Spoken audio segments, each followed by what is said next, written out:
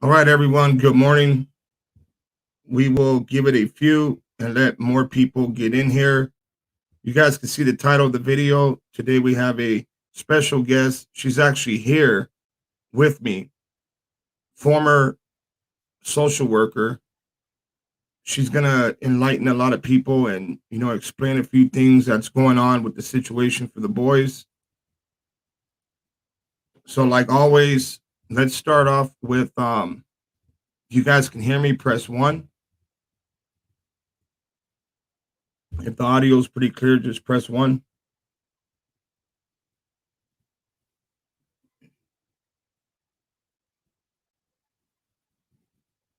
Okay, perfect. So today I'm not going to be turning on the camera.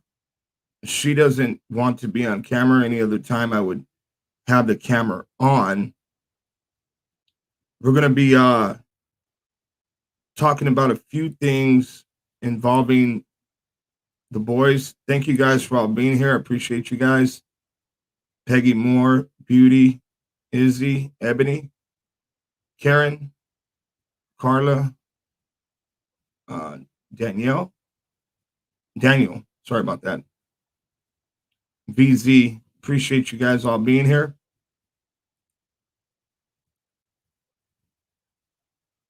And today you guys are tuned in to the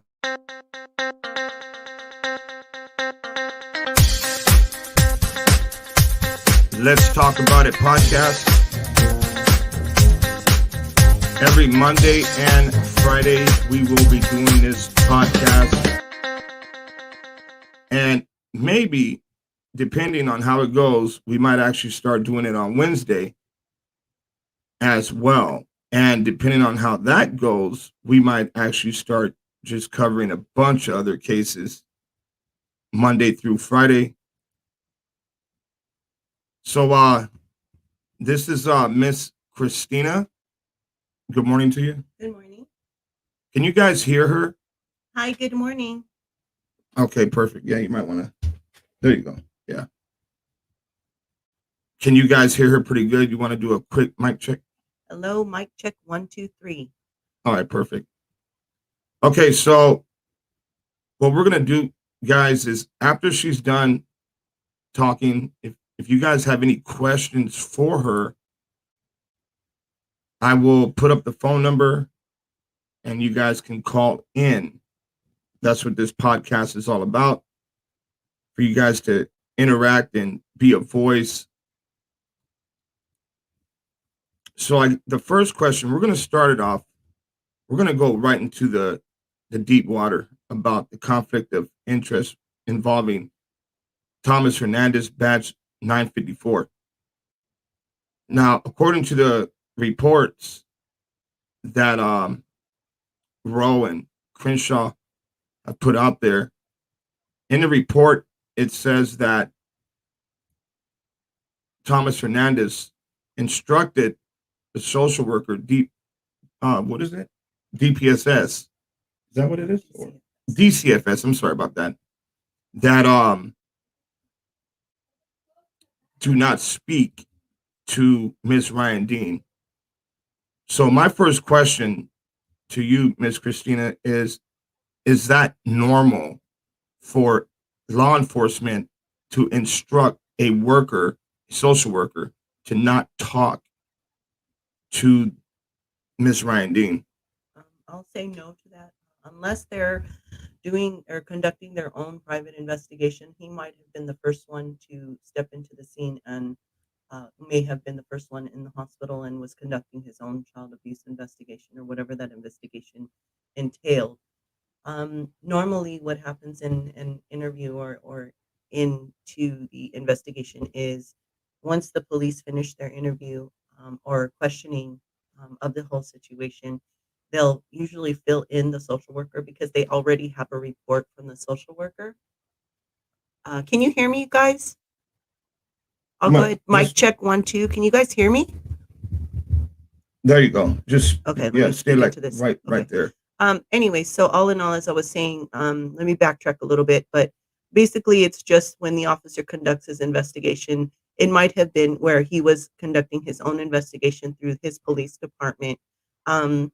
And then added to that, he might have just wanted to share the final outcome of that investigation with the social worker. But normally, what happens in a situation like that is where they will come in and they'll do their own interview, and then they'll talk to the social worker and have that social worker come back in and speak with the child first, and then they'll speak with the parents. So what should have happened is he should have already had that conversation with the social worker, included her, and then they would have already asked the child, obviously depending on the age, because when they're young, they really can't say too much. And then he should have been able to, him and the social worker should have been able to question the parent or interview the parent and then get the final details. And then all together between the three, they make their decisions as to the next steps as far as whether it's going to open up a case to family preservation or reunification, or whether that child or children are going to go to foster care. The parent usually knows right then and there.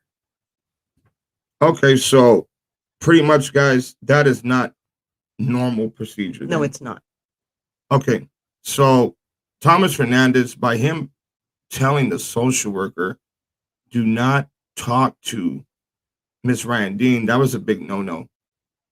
Would you would agree, right? Yes. Okay, you want to give us a little bit of your background and everything like that, and then we'll move on to the next question, and that would be the adoption process and why it was so quick. Yeah, I used to work for LA County DCFS many years ago. I worked about 14, 15 years with DCFS, and then I ended up going into another career altogether, and I'm still in this career now. But basically, it was just to start off with the adoption process and foster care. They're both two different entities. When you speak about adoption and how fast or how quickly or how slow it goes, the normal procedure is once the investigation has been conducted and final decisions are made, they speak with the parent. Just if there's verification or if there's evidence that there has been child abuse or that there has been some type of neglect or those type of things, then they go to the next level, which should have been or could have been a I should say the reunification process where they offer the family or they offer the parents like help, the support. They give them all kinds of resources and all kinds of different entities where they would have to, like the parent, if in this situation, I'm speaking only on with these boys, in this situation, um, what could have happened is they could have offered like parenting classes. They could have offered the drug and alcohol abuse classes, and then that parent would have had to go to court to prove that they are indeed taking those classes, and then the judge would have delayed their court case for another 30 days because they want to see that that parent completes parenting. Meanwhile, the placement for those boys would have been normally what happens with DCFS is they always first and number one, they always look for family to place the boys with. And so that should have happened. I don't know, like maybe they were not able to reach family members, or maybe they were not able to reach the other parent, like the fathers. So therefore they look for a secondary and they place with it's like a foster care type of thing. And so the boys would have been there um, up until the parent completed those programs, like the parenting classes and the drug and alcohol abuse and so on and so forth. As far as why these boys were adopted so quickly, um, I don't actually have any answers for that because I don't really know. I can't speak for how that process went. I can't speak for how all of this came about, like as far as, okay, well, we decided we're just going to have these boys adopted out. It could have been where the parent already had a former case with DCFS. So in other words, maybe the mom had already had a case with DCFS prior. It could have been she could have had maybe a year before they had came to the house for some reason, and then maybe another 3 months later they could have came to the house for something else. I do understand just from hearsay is that the mother was told that she wasn't allowed to be with one of the caregivers. I guess apparently the gentleman was taking care of the boys as a babysitter, and she was told that he was not allowed to be around them. And I suspect that that might have been a reason, one of the reasons why that played into the reason why the boys were detained and taken from her home. Now, in that sense, where the social workers and officers have warned the mother, for whatever reasons that the man was not allowed to be around the boys and she continued to have them around the boys, maybe he was a danger to them. And so, therefore, they look at that as the parent is being neglectful. The parent is, not following orders because she has already had an open case with court and they already have basically given her rules that she needs to follow in order to keep her boys safe. And so they may have just went ahead and detained the boys, removed them from her home, placed them in foster care, and then because of the fact that they're There was actually no abuse charges or neglect. correct. So it being like I said, it could have been history. She might have already had history as far as they might have came to her home prior, like maybe a year before, or even 2 years. I can't speak for that because I don't know. Um, but all in all, what happens is once they become so there's two different entities. Basically, there's one where you're looking at a bucket. This is an adoption bucket, and the other one is foster care bucket. So because of the fact that the boys were so young, they actually want to look for stability. So they want to look for a stable family, a stable home where these boys can be long term, whether it be 6 months, whether it be a year, so that it allows the mother to pull it together. Like if she was to complete all these programs or all these classes and then eventually be reunited with her boys. That's an avenue they could have looked at. But to go back to the boys qualified for adoption. So um, they were adopted out, but it doesn't happen like overnight. It doesn't happen within a week. It doesn't, the courts have to file papers. So adoption normally is at least 18 months or longer. It's not, it doesn't happen 24 hours. It doesn't, I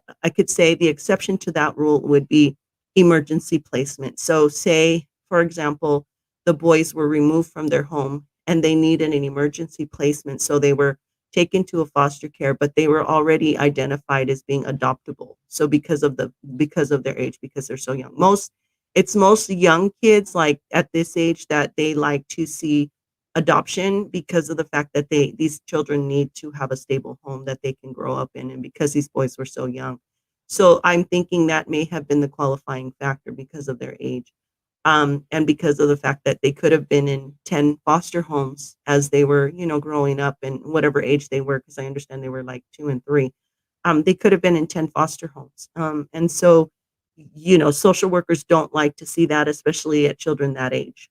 So they basically would go into an adoption situation. So if they were adoptable, they could, but again, it doesn't take 2 weeks. It doesn't take 10 days. It doesn't take a month. It's 18 months or longer, for that process to even begin, because you basically have a parent who has come in to the scene basically and they say, oh, well, I would like to adopt. And so you have to find the right match. And so the social workers entail need to go and do a home study to approve a home before they can place a child in a home. So your home Right. needs to be safe. Your home needs to be approved by the social worker because there's paperwork. Every single step, every single process, they need to have paperwork. It needs to be in file. It needs to be in court. The court needs to approve that adoption. The court needs to approve the parents who are actually adopting. Whether it be through, they need to see financials. They need to see, can you, where are your financials coming from? Where is your money's coming from to be able to support the kid? It's like being a parent. Like you have to be able to support your child, whatever come what may, clothing, food, shelter, the whole 9 yards. You need to be able to provide for your child. And so they want to make sure that they have given you a child that you can have a stable home. Okay. So there was no abuse and there was no neglect. And the whole thing with his femur bone, it was ruled as an accident. She was cleared, right? Miss Ryan Dean was cleared. Yes. Have you ever heard of any cases where children were removed from a home or from the parent because of marijuana in their system? No, I'll speak double on that one. When it comes to having substances in your home, she could have already been spoken to about the drug abuse. So I know marijuana is legal now and all of that. I won't speak to that because I can go into great detail about that. But we're speaking just about substances in general. It could have been she might have already been warned or spoken to prior. Like I said, I'm going to go back to she could have already had social workers come into her home and they might have noticed that there was substance abuse in the home when the children were younger, if they did actually in fact come in. Marijuana is not illegal in a home, but again, when you're a parent, you're just not allowed to do it in front of your child and or not have it around. And if it was laying around free for the children to reach, that's another danger. Again, I'm going to go back to the home study because when you're in a home study, you have to make sure that your children can't reach this or that or substances or chemicals or those kinds of things. So she might have been spoken to. So they could have looked at that and said, well, she has substance abuse or prior substance abuse. Um, Marijuana is not illegal. Again, they wanted to make sure that the mom stays clean. In other words, not to have it in front of her children. Right. Now, here's another thing. There were other children present in that house when they went to take the boys. Why didn't they remove everyone? All of them. They should have, actually. They should have because it doesn't. I could say unless the children were 18 and older, when you're 18, you're not considered a minor. But the other children, if they're under 18, they all should have been removed from the home. I had an instance where I had a mother's boyfriend who was kind of visiting here and there with the mother, and they had told the mother that the boyfriend was not allowed to come around anymore, and she low key still had the boyfriend come over and he wasn't allowed around the children. And there was chemical or substance abuse in the home. They still removed all of the children, but especially those two because of the fact that the case was open with both of the boys. But they should have removed all of the children because of safety reasons. Gotcha. All right. So this is what I'm going to do, guys. I'm going to Kiki. Yes, you're more than yeah, go ahead. You can ask any questions that you want. But let me do this first. I'm going to share the link. We haven't done this before. I'm going to share the link and have a couple people row if you can. Kiki, you guys are more than welcome to join. If you guys have any questions and maybe you could ask her some things that I have overlooked. I'm going to share the link right now. You guys, please join. Copied. Give me 1 second. Paste. And there we are. So there's the link. If you guys can join, please do so. We'll give them a few to join in, and then I'll add them here on the screen. And what I'm going to do is I'm going to take my headphones off. That way you can hear. I really don't want to put it on the speakers coming out because then it's going to come on the microphones. It's going to sound like it's a double. You get what I'm saying? Okay, so we have Kiki just joined. Now, let's try not to all talk over each other. I'm adding Ro to the screen now. Audrey, I'm not sure who that is. Just give me a quick second. Okay. Kiki, you there? Yes, I'm here. Okay. Ro, you there? Yeah, I'm here, but I'm outside, so the traffic is making noise, so I'm on mute. But I'm just on here because Kiki could explain it more. You get Gotcha. what I'm saying? So I'm just here to support my cousin on the questions she has to ask, and just probably put my little input in it. Gotcha. Okay, so I'm gonna hand the headphones to her. You guys will be talking directly to her. I won't be able to, hear right now. So go ahead. Okay, I wanted to ask um, about a question about them. They was going to their classes, and she was told that she was going to get the baby back. I seen the room fixed up and everything for the baby, and then at the end, the baby was adopted out. But before they got adopted out, they did blood tests on both of the fathers, and that's when one of the fraternity came back to one of the other fathers. They didn't put the adoption on hold or anything. They just adopted him out. They didn't even give him a chance. He even asked, "Oh, well, do I have a chance or anything?" No, they just xed him out of everything. And financial wise, they had a 3 bedroom house.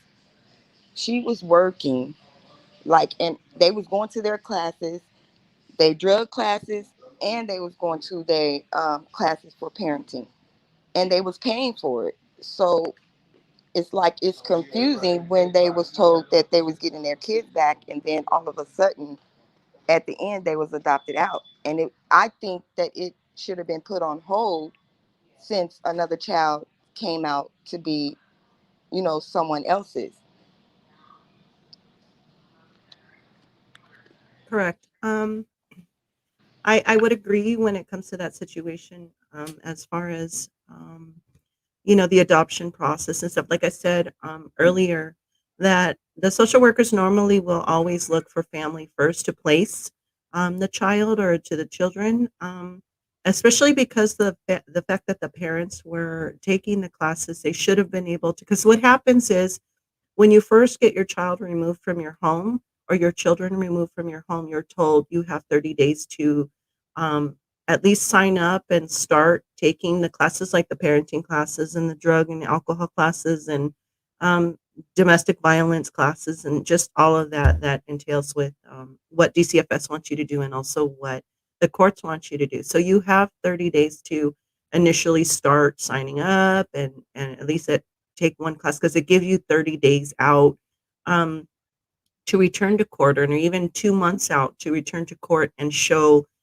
proof that you're actually starting to take classes. So what should have happened is they should have, in the process of the parent taking the classes, they should have been able to seek out, because what they do is a due diligence. And so that basically essentially gives the other parent or the father in this situation because the mother had them. And so what they're doing is they're going to go look for the father now, due diligence. So they put it like in a newspaper or things like that, looking for the father and letting him know, hey, like your child is about to be adopted. Are you interested in taking custody of your child? We need you to do X amount of, whatever ABC, take the class, complete what we're requesting of you in order to take custody of your child. They don't necessarily explain the reasons why until you're kind of going through that, but they normal process in court is just that they will always give family members that opportunity to take in the child or the children. And in this case, it didn't happen because adoption or even the beginnings of the process is always 18 months or longer. And this seemed to kind of happen so quickly. Again, I don't know, like, I can't speak for what the police report stated or whether they did have history or whether the mom was she already had history with DCFS. So they already knew like this mom wasn't capable of taking care of her children because of just the reasons that were already set, like I said, with the caregiver and the drugs and alcohol and things. Okay, But and that's I wanted to say too, and I don't know if you know, why would um want the parents to be separated from each other when they're going through something trying to get their kids back? And they picked with them every time they went to classes. It was always something like they had a whole bunch of things to say about my brother when he was going to his classes. And that's what I want to say too. They send a boyfriend or something like that with the breaking of the baby's leg. Nobody knows what happened to that baby leg. My brother been with her all these years. Wasn't no other man in her life but my brother. So they sent boyfriends and all that. No, it was my brother. And if my brother was accused of breaking the baby's leg, he would have went to jail. They have no spousal abuses towards each other, nothing, no police cases, nothing at all. And Yeah. that's what like I really don't like kind of understand. And my brother, he has custody of two of his other boys, that he's been having custody of them since they was infants, and he's raised them. Yeah, situation is very intriguing as far as, like you said, there's no history of, police reports, and there's no history of other situations that would have came up, and that's where it's very intriguing for me too, because I just think that they just didn't. When you speak of they, and I speak of they, I'm speaking of like DCFS department and the police department and all of those, like the courts, children's courts and different things like that, that were or that would have been involved in this case, and that's where it's very intriguing for me, because I just think that there's always, and I know like there's always a process, and there's always the social worker always looks to keep the children with the family at all times. And if that part fails, where there's no family member that steps up and says, "Hey, like I can take the child or the children," then they seek outside. But if there was family, that's just very intriguing for me. I just don't. And if they would have investigated a little bit more instead of just adopting them out, the fathers to the boys, they are friends. The Yes, boys wouldn't even, if they would have gave one to the father, one to the other father, them kids still would have been around each other all the time. The fathers, we go to parties together. Like he's been around. They all been around each other. So like that's, I don't know. And then he has the other father, he has custody of some of his kids. So I don't understand why y'all couldn't give them their kids and make it turn out for them to look like bad parents, and the fathers, and they have custody of kids, of their own kids. yeah, they would have had to, like, if that was the case, as far as placing the children with their natural fathers, biological fathers, um, social workers should have done a background check. They should have done blood tests. They should have done, their home study to see, okay, well, who's in your home, and just the whole safety. Like, they just look at safety, like, okay, well, who's in your home, who comes in and out of your home, is there any substance abuse, is there child abuse, those kinds of things. So that's very intriguing for me, because I'm surprised that they didn't look into that, and start the process as far as knowing that there was a father out there that could have possibly taken the children. I don't know their living situation too, because they look at that too. That plays into placement too. If they, say if you had a one bedroom and you already have three children, well, there's no room for the other children to come in. Well, they Um, didn't even look into none of that. They didn't even yeah. really look into us. My mom even tried. Her mom even tried, and they couldn't even get the kids. Yeah, and like I said, they normally will always place with family first, and so this is very intriguing for me to think like, okay, well, why didn't they? And I can't pass my judgment, because I can't speak for their situation or what they were looking at, because I don't have the case in front of me, so I don't know. Right. But that's normal process, in all, like I could say, in all cases when you remove a child, you always look for family first, and that's always the goal, is to keep family with the children, or keep the children with family, because this is what they're familiar with. This is who they know or who they feel safe with, and it's not like they can just up. Okay, well, you're going to foster home, unless, like I said again, unless it's just, it could have been an emergency situation, emergency placement. When it's an emergency placement, it doesn't matter. You have to place a child with somebody. And if there's somebody available, like a foster home, who is available at midnight, 3 o'clock in the morning, like, they have to place that child with whoever's available. They don't normally, unless they're like, they have that family member right then and there to say, hey, okay, we're going to place this child or the children with the aunt, or we're going to place the children with the uncle or something, or cousin. Right. Um, But that's crazy is you have to place the kids somewhere and it's ruled out as an accident. You see, it wasn't an intentional thing. Like, mhm. I don't understand. I can speak on that because I've dealt with that before with my child. He was 2 when he broke a femur. And I did have to deal with the CPS and all that, but I never dealt with the police. They never came to my house. They never talked to my other kids or nothing, because I was at work and they knew it was an accident. Yeah, and children, and I know, John Walker from Cal City, he even stated the same thing, and I would agree. It's just that children break their bones all the time. Children fall. There's always accidents. There's always some type of a reason where, the child will fall or do something crazy and they'll break their bone. I mean, you see it all the time, even in little 1-year-olds, they do it. And, Right. but, I can't speak for this case. I don't have this case in front of me. I've never seen any paperwork when it comes to this. I've just, I know what I know, and just from my experience, and this is based on what I'm going by. It's just experience and just my knowledge of how we would place children. Yeah, I appreciate it. Your information is very helpful. Oh, you're And welcome. I have a question too. I mean, why? Like, I kind of jumped in late, but why would they not take the other children out the home if they felt like there was any abuse or neglect, and but they're gonna leave the oldest ones and take, sincere, the one that broke his femur?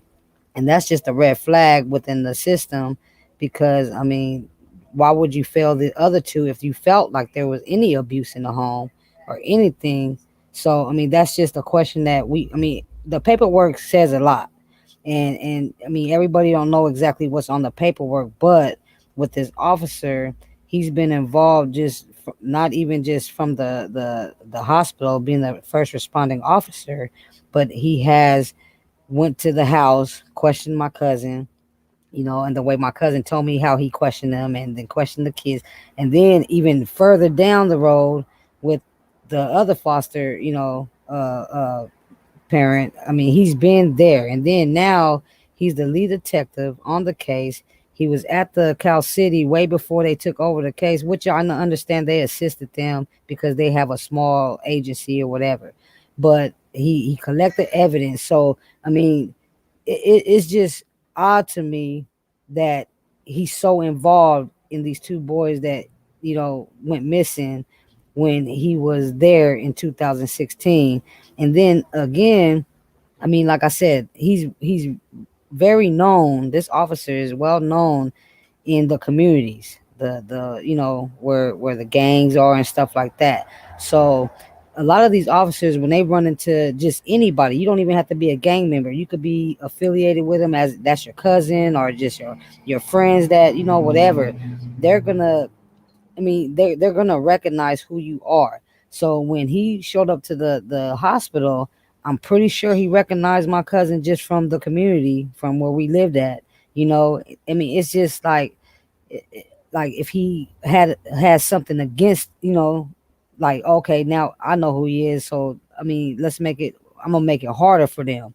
Like, or not basically saying that, but you know what I mean. Like, just they target, people that don't have the knowledge of, just this whole situation.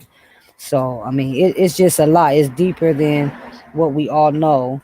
And like I said, I show that conflict of interest to a few people in the neighborhoods, and they didn't have nothing nice to say about this dude. Oh, he lied and said this, and so he's known for lying and fabricating his paperwork and things like that, and just slapping these guys with all kinds of different whatever he puts on the paperwork. You know what I mean? So I mean, it's good to hear what you have to say about it, because I mean, to me, it's a lot that wasn't done that should have been done. And it's just a lot of questions that we have, and we have people digging into the paperwork, and they actually deal with CPS as in professional careers wise. So it's not like we're just pointing out this officer and we just want somebody we could trust that don't know anything about the parents. You get what I'm saying? Because obviously this officer knows a lot about the parents, where I mean, it's a conflict of interest. First of all, I should say thank you, Roro, for everything that you do. I mean, I keep track of this case, so I just want to say kudos to you, recognition to you. Thank you for everything that you do. I very much appreciate everything that you do, for all that you stand for, all that you believe. Keep on believing, because you know that when hope dies, that's when everything else dies. So thank you. Amen, and thank you for supporting and your just everything. It's tough, and I'm just trying to, on behalf of my family, we just want answers, and we just want the truth. We want justice, and we want the boys found. And I mean, right is right, wrong is wrong, and I always live by that. And like I said, there's good cops and bad cops. I mean, and there's good people in all levels and bad people in all levels. So I mean, we just can't keep turning a blind eye on this, because it's so many other families that's probably been torn apart, but don't have the support like the boys do, that are willing to speak up. Because I mean, a lot of people are really, they fear for their life when they speak up on the things that we're bringing out to the tables. They fear for their lives, and they don't, it just shut them up. And I mean, we all know what goes on when you expose some corruption. We know what happens, it's nothing nice, and it's cover-ups and just all kinds of stuff. But we're going to continue to get the truth, and just whatever we could do to find the boys and get justice, hold those accountable that have a lot to do with this.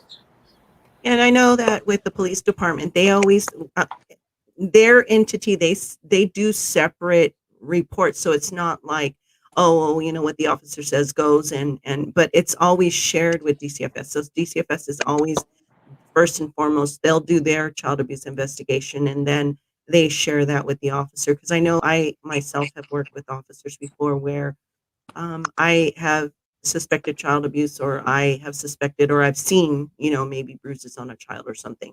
And so I come in and I'll ask for assistance with the police, but I'm the lead investigator. So I'm the one always asking questions and trying to kind of get to the bottom of the situation. And then I offer help, like resources and things like that, to avoid the whole let's repeat the child abuse, or let's repeat the drug abuse, or whatever. So, and then I'll share that with the police. But like, again, I can't speak for his investigation because he was there. I don't know. I just know kind of just here and there what I've heard.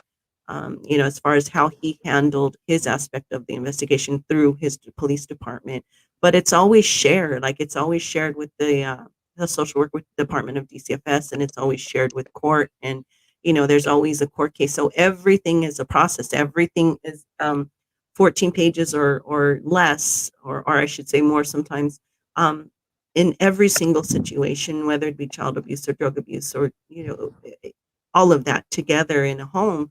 You're always filing paperwork, and paperwork is always, it's a process for paperwork. And so, as far as what he said, what he didn't say, I mean, I can't speak for that. I wasn't there, but just based on what I've heard, it's unfortunate that this situation and how it was handled, because it should have been the social worker and the police department both together, working with each other to come up with the solution, or come up with a resolution.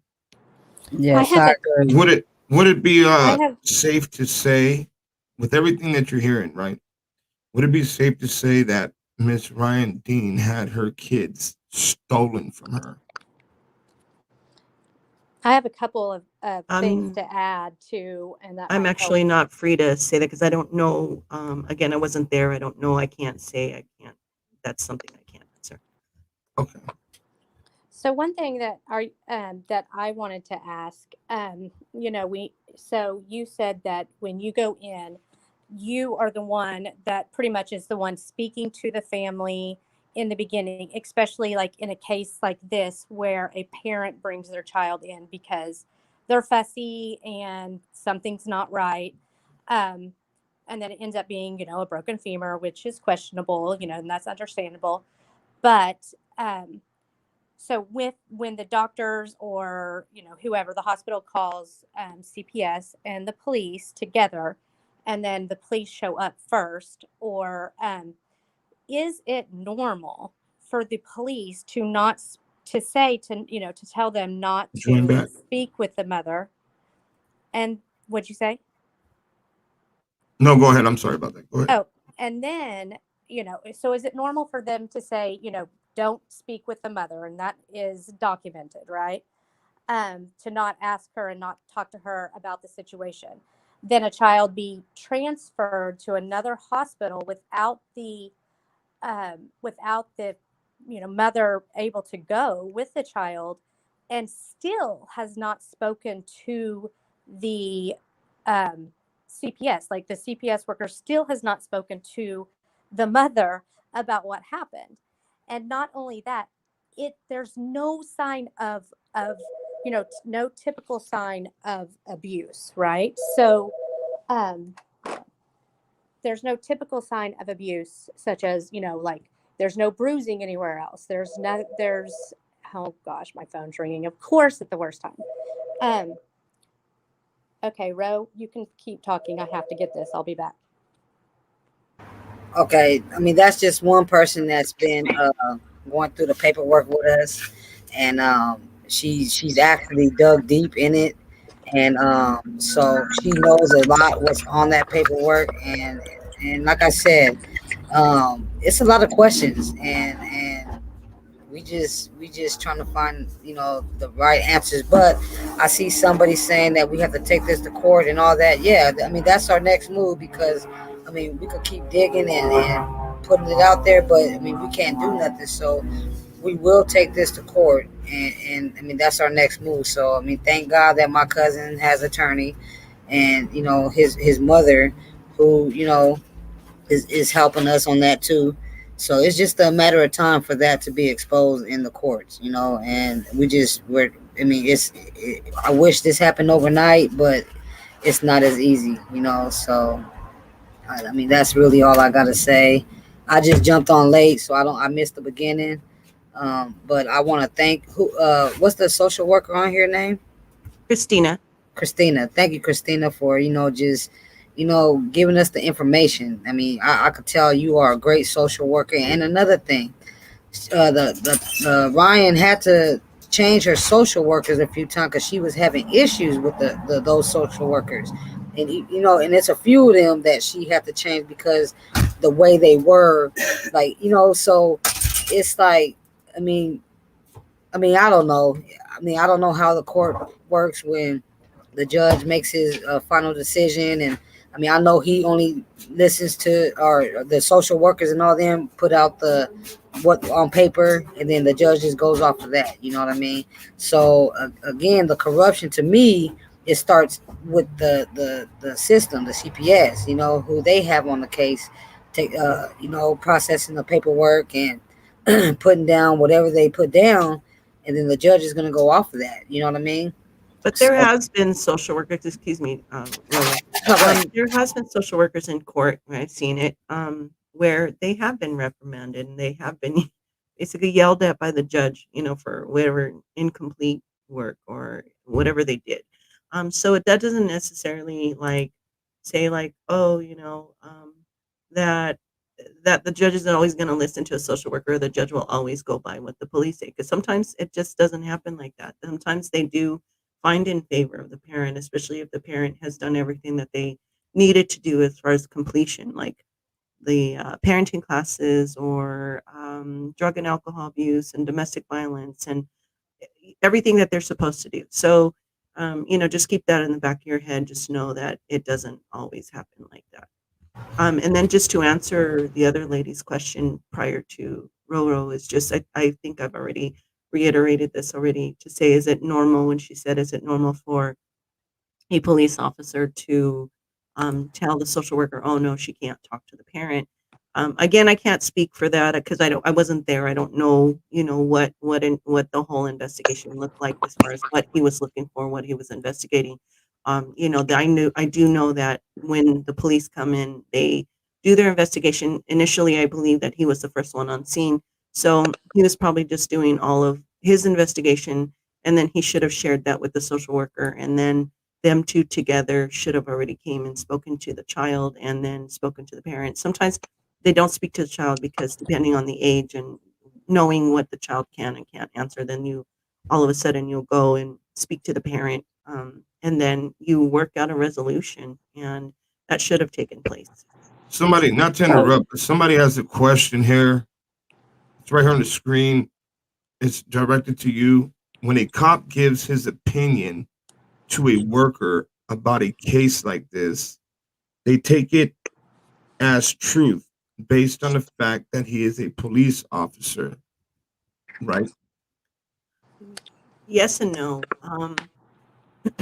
Basically, you're again, the police officer will, because they're, it's the police department, so they're doing their own investigation. It's outside of DCFS. They're doing an investigation, when there's child abuse present, or if there's, type of, if there's been drug abuse, domestic violence, they'll do their own, investigation. They'll do their own, report, and then they share that with the social worker, and then the social worker, because the social workers will come in, and if they've gotten a call, suspected child abuse, suppose, let's say they got a call, suspected child abuse, so they're going to come in and the social worker will come in and do their investigation, where there's alleged accusations of child abuse. So they'll do their own investigation.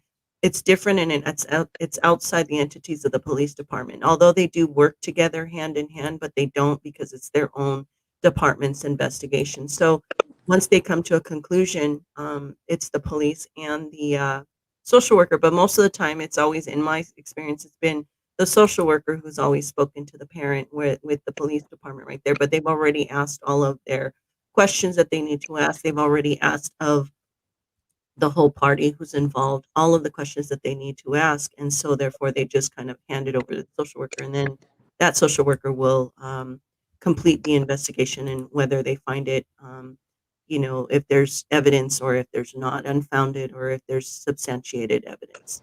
So if the police, okay, so if the police never actually, took them down to the station, questioned them about anything, they questioned them at the hospital. Who are you referring to them? Are you speaking of the parents? The parents, yes, sorry, the parents. So if the police officer or officers never spoke with, or, I'm sorry, if CPS, I'm going to change it up. If CPS had not spoken to the mother or the father about the situation prior to the child being transferred to another hospital, and then they still hadn't spoken to, and the parents weren't allowed to go with them, and they didn't, is it normal in any way for them to not have spoken with them, until 2 days later after getting all of the information from the police officer and things like that? Is that normal at all? And I mean, and it wasn't because, the parents were detained in any way, shape, or form. It just is what it was. I mean, they went home without their child. Their child was transported to another hospital by himself. And then the CPS worker did not speak with the parents until 2 days later. Depending on, I'm going to answer just that part of your question first, and then we'll move on to your other question. But I've seen where if the child was in the hospital and it's like 2 or 3 o'clock in the morning or something, you're looking at business days. I don't know whether that was a weekend that happened.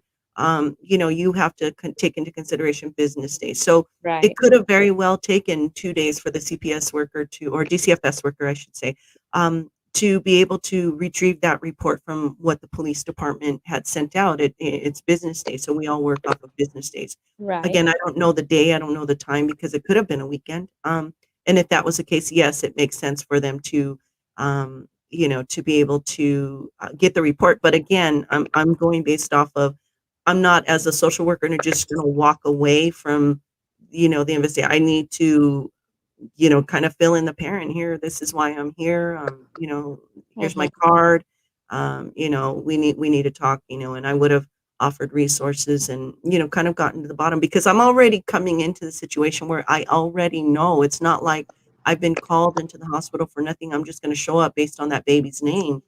I already know coming in. I've been called because there's suspected child abuse, or there's suspected domestic violence, drug abuse, whatever the situation is.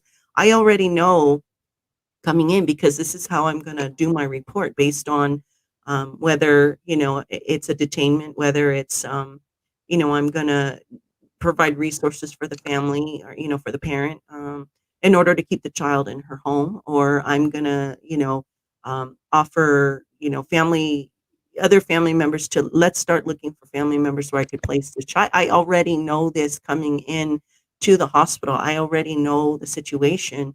Because I've already, I already know, like I already, it depends on, again, for a police officer to tell me, do not talk to the parent, that, like, I can't speak for that, because I don't know his I don't know what he investigated. It's not normal. We're not normally told, oh, don't speak to the parent, because when we have officers assist us in a home, like an investigation or in a situation, it's always the both of us as a team will come in. We will work together on a child abuse investigation or domestic violence, whatever it be, and then we work together with the parent. Then normally the police officers will leave because I've already got everything that I need. And then I, as a social worker, will continue to stay with the parent, and we continue to ask questions. We continue to do our work in the home and or outside, whatever the situation is. I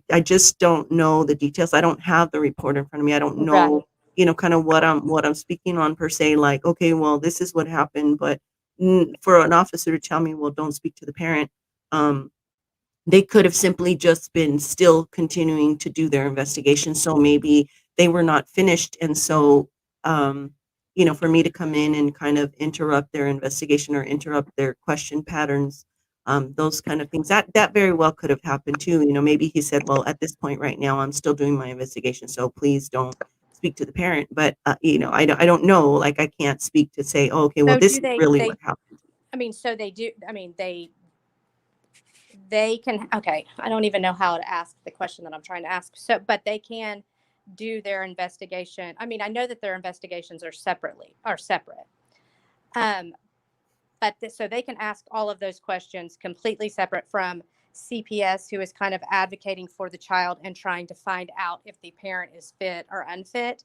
They can ask all of those questions outside of the CPS person, and even ask them not to be in the room. So that's kind of normal practice, or especially when was no actual. I mean, I know child abuse is a crime if it's child abuse, but even if the doctors don't really know, but it's a bone, it's a bigger bone in the body, and I'm sure a femur break in a child is kind of one of those always questionable breaks.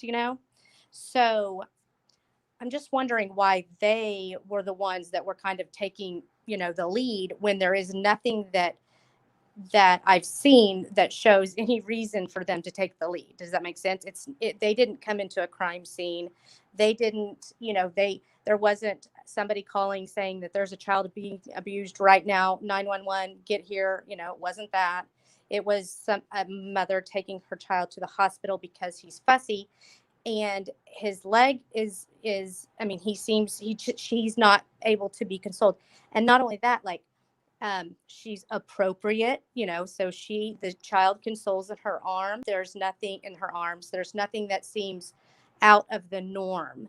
So what would make it to where they want to step in so much in the beginning, instead of allowing, what I guess the norm or the, policy would normally be, I think, for the CPS to kind of take the lead role, and then them do their investigation. It's so hard for me to grasp, I guess. I understand your question. I understand kind of the track of where you're going. Is it normal? Like, we can't really necessarily say, oh, what's normal, what's not. I mean, each investigation is different in how they're handled. I can't speak for the officer. I can't speak for the social worker because I wasn't there and I don't have the report in front of me. But I do know that, the police department will initiate their own investigation, and they'll do whatever it is that they need to do as far as investigating. Not to say that, oh, they just jump to conclusions and said, oh, well, this is criminal, or, oh, this is a repeat or something. Again, I'm going based off of, was there history with the mother? Was DCFS involved prior? Like, did she have, did social workers come to her house more than once? That's something that you really need to take into consideration too. Did they come to her house for whatever reason? Was she warned? Was she talked to? Was she, whatever that is? And then here we are, we're kind of here in the situation where the police officer is over here at this hospital. He's been called and he was the first one to show up on scene and do his investigation, but it could have been, I can't make assumptions because I wasn't there, and I just know professionally what I would do and how I would handle the situation. We as social workers do interview children. Again, I said based on the age and depending on how they could speak and whatever. So We So do, do the police normally interview children as well? yes, Like yes, siblings? yes. They'll Okay. interview all children who are in, like, for example, if we're speaking about the home, they interview all children, and they do interview them like one by themselves. Okay. And so, and then social workers will do the same thing. They interview children by themselves, and then normally the procedure is normally we interview children or all who are in the home first, and then we speak to the parent, because this is our investigation. This is what, we've come here for, is just the investigation. So we have to find out what's true, what's not, um, you know, kind of delete the lies and different things like that. And then we just Right. go from there. But I can't speak to everyone's asking, oh, is it normal? Is it, I wasn't there. I don't know like Right. what his intention was. I don't know, his investigation, his part. I do know like what's normal. Like, okay, well, they come in and they're going to do their investigating. They're going to do their part. What they're looking for and what they see. And obviously, if they see obvious signs, of course they're going to share that with the social. I mean, between Department of Children's Services and the police department, it's always that report that's always been exchanged. And we together as a team will come and provide services for that child, because it's always the intention, it's always the purpose to keep children in their home at all times. If that can be, possible, then we always look to keep children in their home, and we provide services in home, like whether we provide counseling, whether we provide the parenting class in home too, because there's people that come in, and there's just all kinds of things to be able to keep that family close knit and keep them Right. together. I Then there's guess other that's times what's that so we just feel we can't, because maybe there's already been history. And again, like I'm speaking about, I don't know, because I don't have any report in front of me. I can't speak right. for the mother, but she could have Well, had and there was there's no other history of abuse, no other I mean, I'll just say that there's no other mhm, history of abuse. Um, and the other children, in the house, no other I mean, there's no history with them. mhm. They did interview them, and I mean, honestly, I cried because it's just it's so baffling to me to see how something like this could be done, because I'm like, it's so blatantly obvious that there was something. And I know that I know it's actually hard to believe. It's hard for me to believe, honestly, because when you look at something like this and you read and you're going, wait, if you right here, it says this, and this right here should negate this, and this, right? And then it doesn't. And then you're like, okay, but then you read a little bit more, and a child's statement, and the child, I mean, and everything, and she's appropriate, and the baby soothes easily in her arms, and the children don't seem fearful of their parents, and then the house is in great condition except for maybe a little bit of laundry on the bed, and like all of this. And there were things that could have been the cause of it that were told. However, they did not know what happened because they didn't see it, right? So there were a couple of things that could have been the cause, without getting into all of the details. But it's almost like those were just completely overlooked. There were certain people who you can tell are kind of like saying it over and over and over, like this needs to be taken into consideration, but it just wasn't. Oh, and then my last question, and then I'm going to let everyone else talk.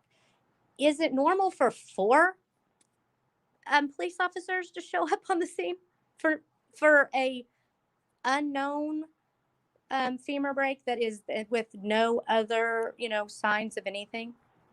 It could have been, we're going to go right back to the Okay. questioning as far as like the hospital. I mean, it could have been, because the hospital is your point A. In other words, whatever they said and whatever they called the police for, whatever they called for DCFS, it's just based on that. I mean, initial reports will always say, ABC. Right. So, I can't speak of whether or the reasons why, because I don't know. Like, I don't have any report in front of me. I don't know. Um, Right. I'm just speaking based on experience, and I'm just speaking based on this is normal procedure. This is how it's done. This is how, outcomes and things like that. And bottom line is just this was handled differently. Well, I just want to thank you very much for helping and just talking and kind of talking it through. And then I'm going to go ahead and mute so other people can talk. But thank you very much. Thank you. Yeah, thank you. Okay, so we have infamous truth seeker. She has been patiently waiting. Go ahead and unmute your mic. And Hello. Good morning. Yep. Good morning. How are you? Good. How are you?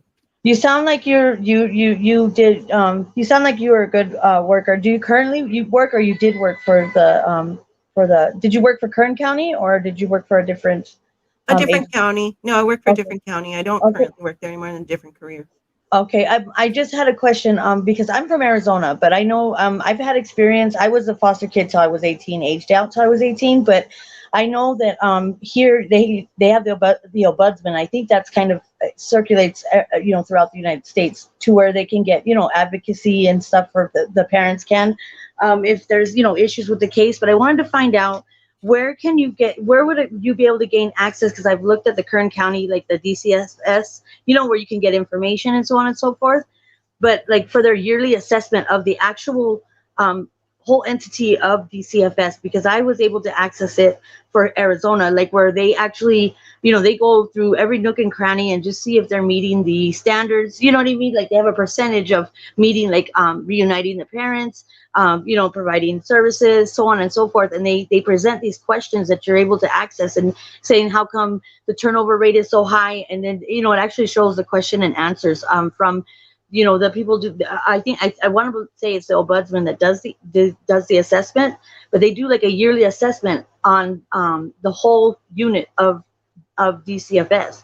But I wasn't able to locate that on like the Kern County website. It seems like everything's like kind of under lock and key. Like you're not able to access it. Like I went under every thing that I could possibly try to locate, like public access to a yearly assessment, just to see kind of how they're working. You know what I mean? How everything is going, if they're meeting the standards that they were that they presented for themselves as a whole unit, and if they're not, they question it, so people have access to that information, so that just have that knowledge, so they know how to access, to exercise their rights as parents and so on and so forth. Yeah, I understand your question. I can say, because we're such a big county, and there are, several counties in California, so they're pretty big. Right. As far as public record is concerned, I would imagine it would be under the ombudsman, just like the Arizona. But I really honestly don't think that there's any public record what you're specifically looking for, because it's such a big county and it's really hard to keep track. And I don't really think that they keep record like that. I'm not familiar with anything like that. As far as I was the just only because I thing was that I able to do know is access it. Yeah. from the ombudsman. Oh, okay. Because I went into under the ombudsman too, and I know they have their own thing too, but I was able to access it through Arizona, and I mean it was a very detailed. I mean, many pages, and I was shocked myself that I was able to access, you know what I mean, like something like that, because I was Yeah. like, that's very interesting and informative to know if the department is actually meeting the standards, and if there's, because where you can see where maybe there might be some breaks in the system, or you know what I mean, to where so you can be able to direct yourself to to the right way I would to. imagine it's probably going to be under some type of .gov, whether it be DCFS.gov or the ombudsman, and Okay. I would And imagine if you're looking for a public record like that, but there's not truly a lot of public record when it comes to that. I mean, it doesn't happen, because obviously you're dealing with families and you're dealing with children, like this situation, like this case with the boys. That was only made public because they were reported missing. But if that hadn't been the case, then that would have been private. Foster care and adoptions no, are yeah, pretty private. yeah.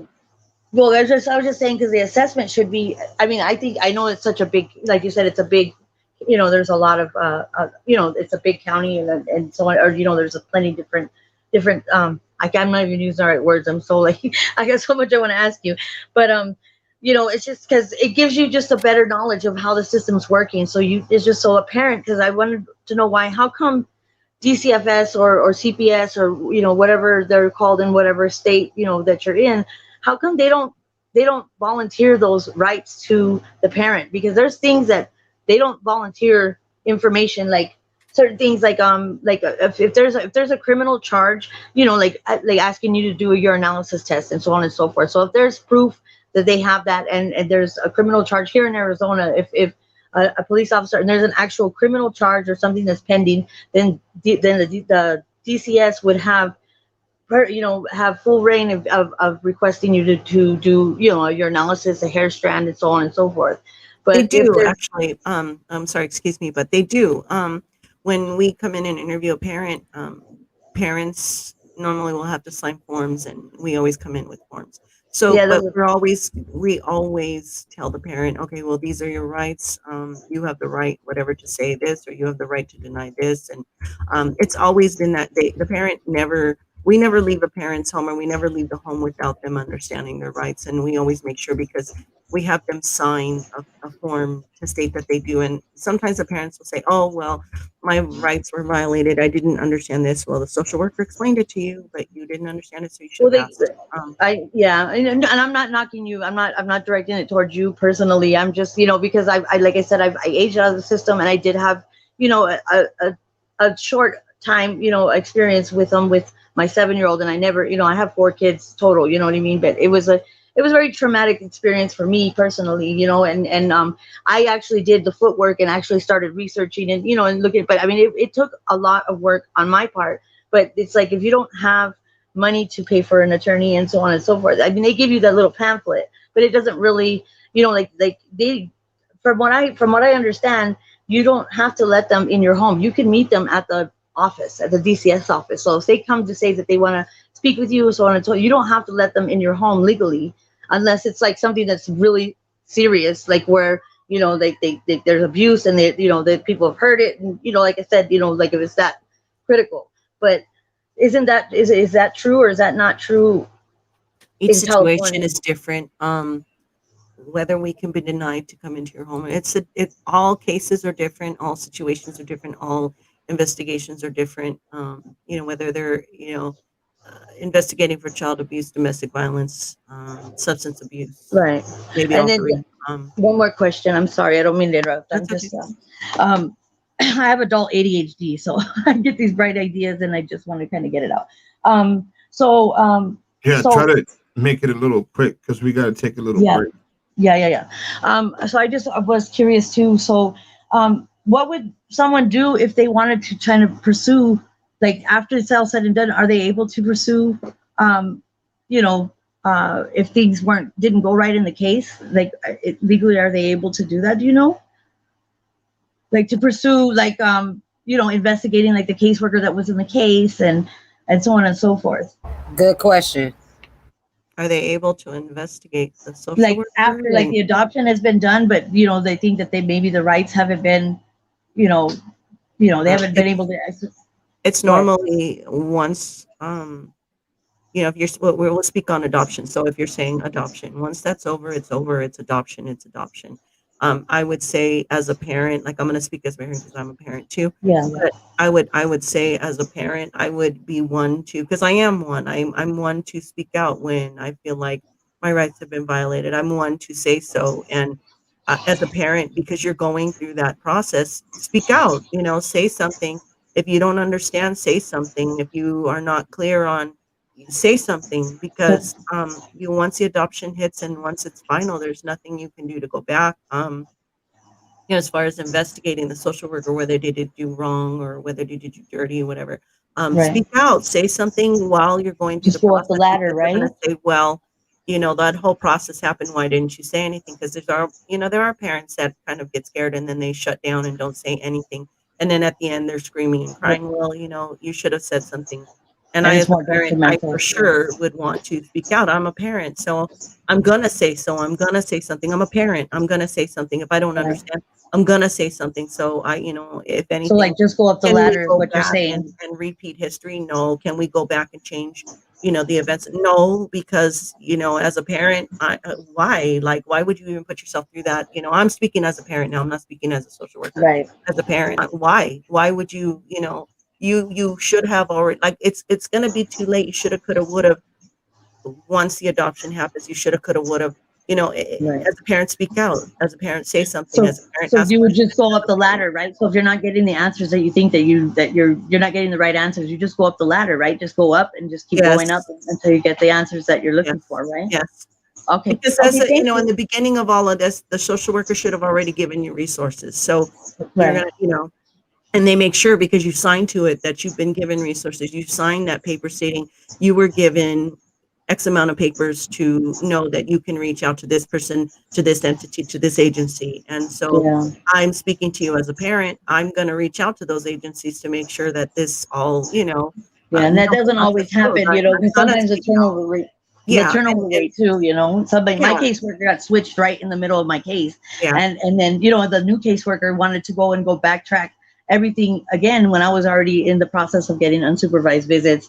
You know yeah. what I mean? It And happens. It overnights, you happens know. because in the middle of a case, sometimes they will switch out social workers, and for whatever reason, I can't speak to anybody's case, Yeah.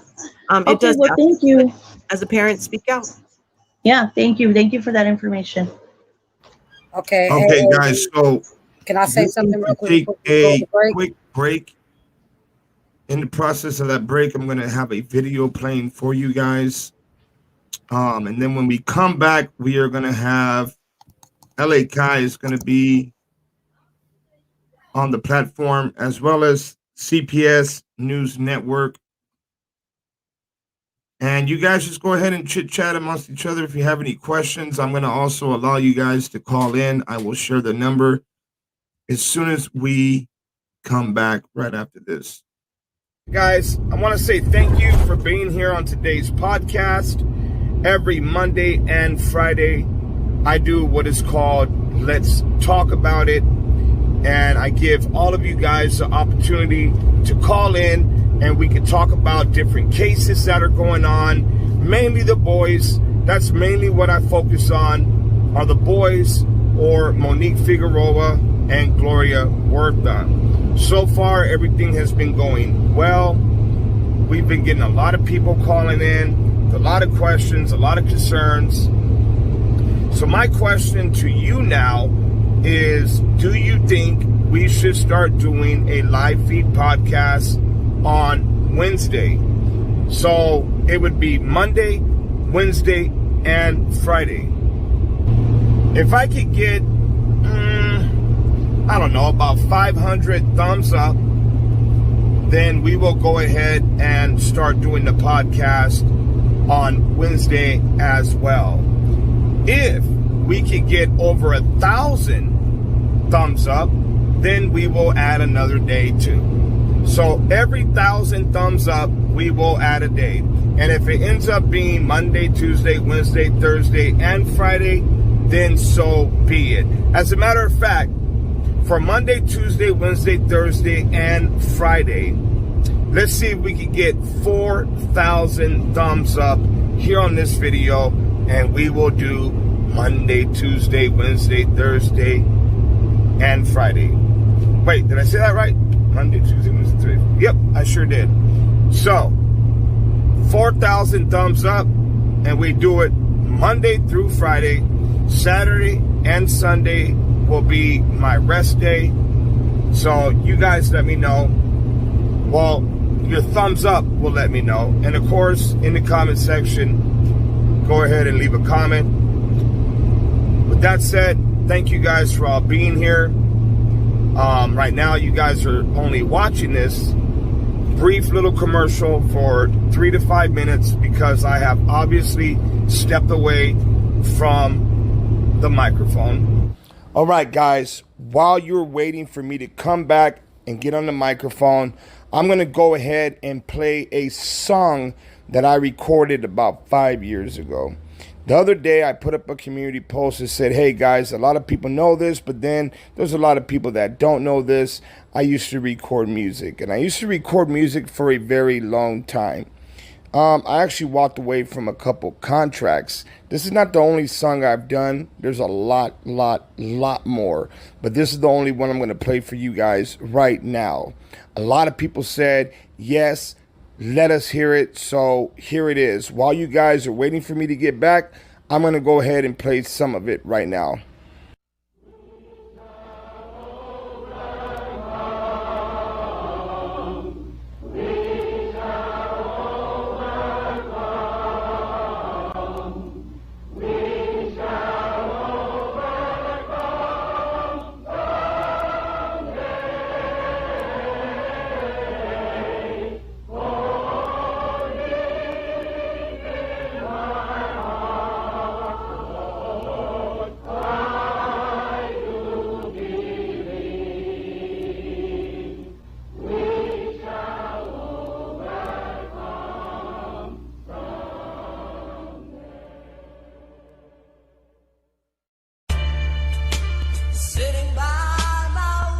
Tell you about my pain real quick. The stuff that I see out here in this world, boy. Motherfucking artists out here on the West Coast, man. I think we need to all stand up, man, and just, unite. Stop all the bullshit and the set tripping. And let's make this shit happen. Yeah.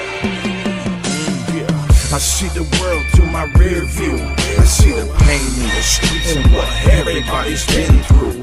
I see the streets not showing no love. I see the punk police ready to judge. I see the homeless man broke with no shoes. I see the kids up today finding colors to choose. I see the dope man selling dope sacks. I see the donkey sucking dick just to buy crack. I see the courthouse stacking money, living off the poor. Now how the fuck is that funny? I see my people in these streets. I see my people all dying with no food to eat. I see the churches, I see the preachers. I see this young girl getting raped by her teacher. I see the sorrow in my mother's eyes. I feel the pain in my heart with no tears to cry.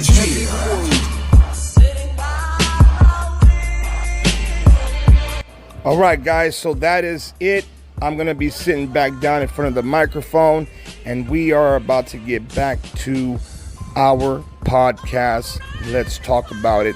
That was only the first verse. There's 2 more verses to that song. I might post the whole thing up some other day. All right, let's get to it. All right, guys, so we are back. And now I'm going to bring 2 other people onto the platform. You guys let me know what you think about that end part. That was only the first verse, something I used to do a long time ago. But yeah, we are back. We have LA Kai and we have CPS News Network in here with us. CPS was here first, so go ahead. The platform's all yours. Good morning, Lori. Good morning, CPS. Good morning, AV. Good morning, the chat. This is LA Kai. So, Lori, I work within LA County and I work in conjunction with the department. I make placement recommendations for children within the state of California, and I do crisis. So, when I looked at this case, I saw some inconsistencies and I didn't necessarily have to see the paperwork. I just observed just the dialogue. But I am also one of the individuals that is in possession of the paperwork. So I had a chance to, thoroughly go through it. And there's a lot of, concerning things that went on in the paperwork. But because I understand and I do know that adoptions can be appealed, they just need to be appealed within the first 90 days of the adoption. I've consulted with the top CPS attorneys, or let me get this correct, dependency attorneys and civil rights attorneys that handle CPS cases in California. And I've probably consulted with about, 15 to 20 of them throughout this case.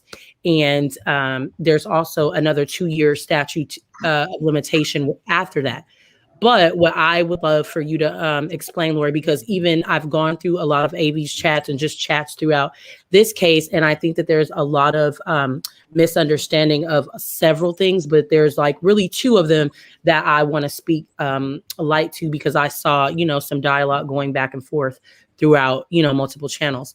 So can you explain to the public and that every foster child does not necessarily have a CASA assigned to them, because some people believe that there's a CASA assigned to each child, and we understand that that's not possible because we have children that don't even have, placement. It's very difficult to place them as we only have a large amount of children, but a small amount of placement. So with even that being known, can we explain that part? And then can we also explain that to become a CASA, it's literally inside a jury duty notice. So when you receive your jury duty notice, there's a pamphlet in there, like a little leaflet, and it's kind of disturbing because you don't like to go to jury duty, so they kind of dismiss it. And then why would you put something that is effective for, foster youth and being able to advocate for them in the most awkward, piece of mail in U.S. history? But can you explain to the public that all foster youth are not assigned CASAs? And can you also explain who are the legal guardians of the boys at this particular time? When it comes to CASA, yeah, there are not a lot of children who are assigned to CASA. I mean, it's just because we have so many kids and so little. I agree with you when it comes to why would they put a pamphlet in the jury duty. I would say that I would more expect that they would put that into like when the parents come do the MAP classes and you're getting ready to foster and adopt. I would think that that would be a great entity to put a pamphlet in because then that's how quickly the word gets around. Who has the legal custody or legal guardianship of the boys? Are you speaking of this time or are Not you custody. I'm not referring to custody. At this particular, I know what the answer is because, like I said, I've consulted with 20 attorneys, either being civil rights or, dependency court. And also, another piggyback question onto that. Can you explain to the public that dependency court is not the same as regular criminal court, civil court, or, Yeah. and also that typically family law happens within probate court? I think there's a lot of confusion in regards to, when we say CPS court or when we have that lingo, a lot of people are assuming that this is happening in a regular court with regular. No. No, it's children's court. Correct. Dependency court, which a family law attorney, can you explain also that they may not have the best knowledge of what dependency court is or how it necessarily operates or the bylaws or, that work with under that court. But can you explain who has legal custody of the boys at this particular time?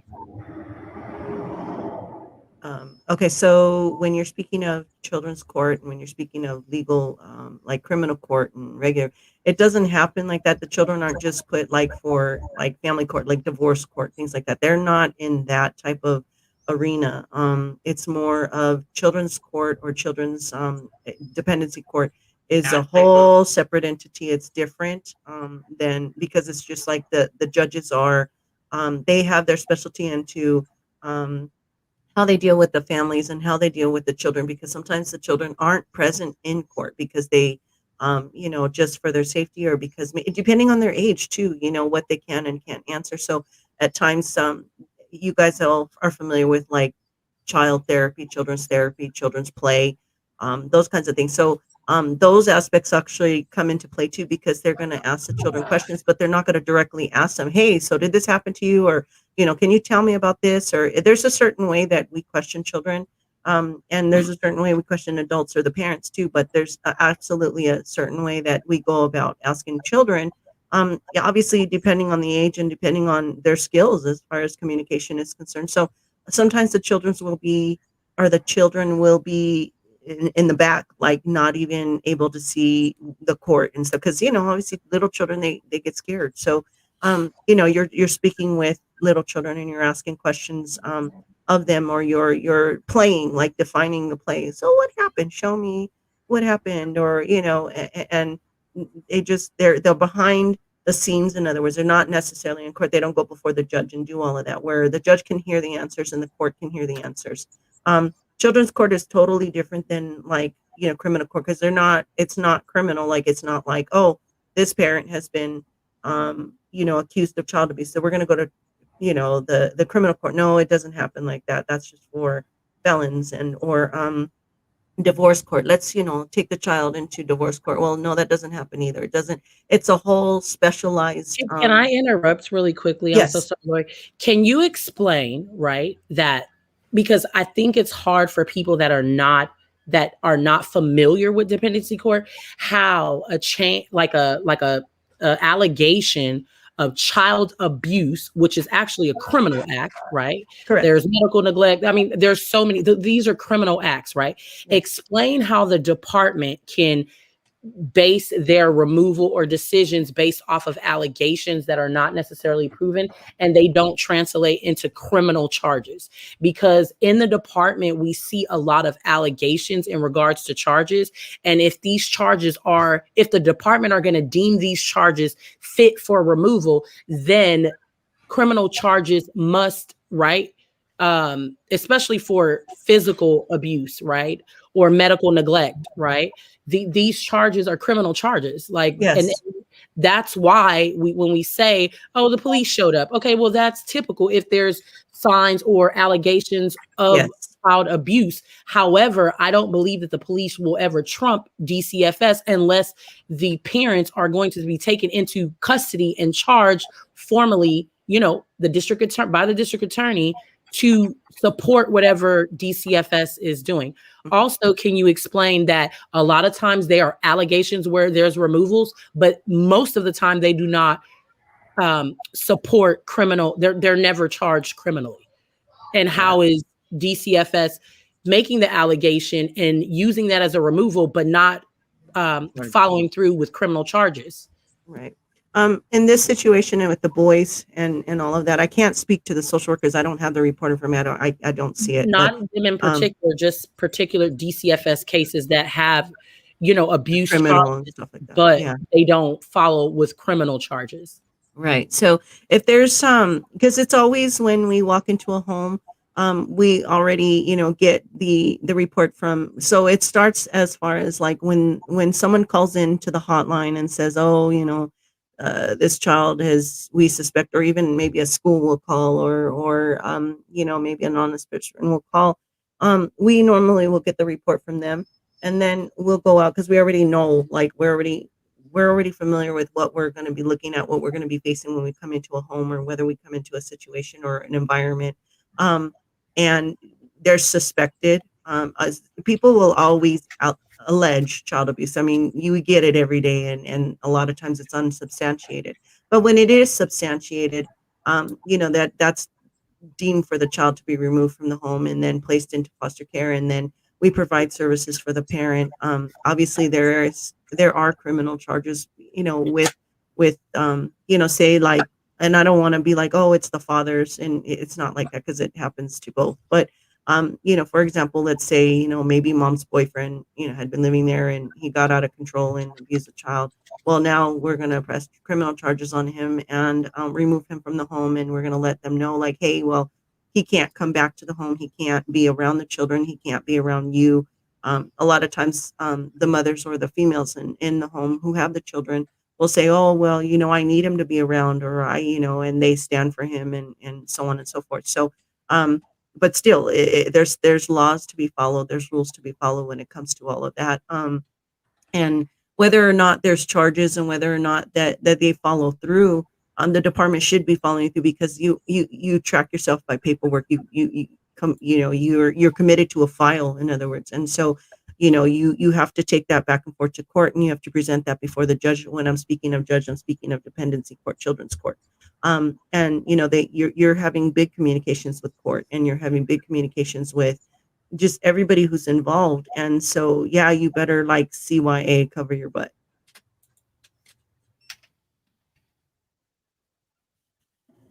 Okay, we have Can if you can, explain? let us get I'm sorry, Amy, can she talk about legal guardianship? Because that's the problem, right? A lot of times these attorneys are asking who has legal guardianship. And when you say, okay, the adoptive parents, they're not physically in possession of the children because they're missing, but they are deemed the legal guardians. Am I correct? I'm sorry, repeat your question again. The adoptive parents in regards to Orrin and Orson West at this particular time, they are the legal guardians of the children. That's correct. Okay. I just wanted to make that clear. Thank you. Okay. Go ahead, CPS News Network. If you have a question, go ahead and say it now. You're on the panel. Pleasure. Can you hear me? Yes. Great. Yes. Just tapping in. I don't know the latest breaking. I didn't catch the beginning of the show, but we do have 900 missing foster kids in Los Angeles right now. No task force to look for them. We have 3-week-old babies. One of them named Legend Young. You can remember that name, Legendary Young, Right. listed as a runaway. We have at least 20 to 30 infants, toddlers under probably 2 years old, listed as runaways.